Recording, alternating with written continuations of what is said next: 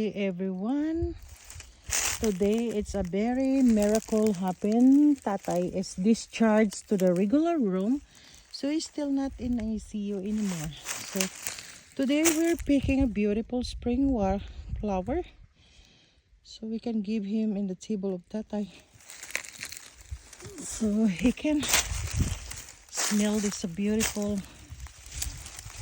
spring flower. So, tingnan nyo.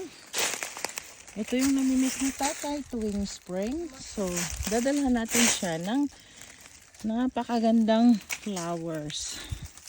Dito lang sa yard namin yan. Kasi every year, nagtutubo talaga ito sila.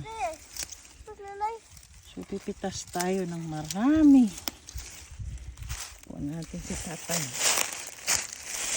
So, tinanim ko din tong iba dito. Nung karating ko lang dito noon, kunti lang ito. Dumami na siya dahil itinanim ko yung iba. Inilipat ko.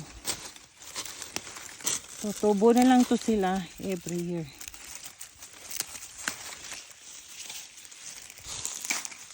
So,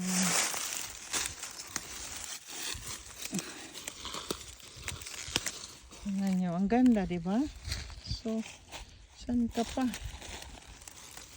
Free. So, ayan. Dalhin na natin sa Tatay ito. So, ito na siya. Fresh na fresh. So, tingnan nyo ang paligid namin. Daming flowers. The neighbors do have the same flower you work in. Okay, see you here. Love you, Tatay.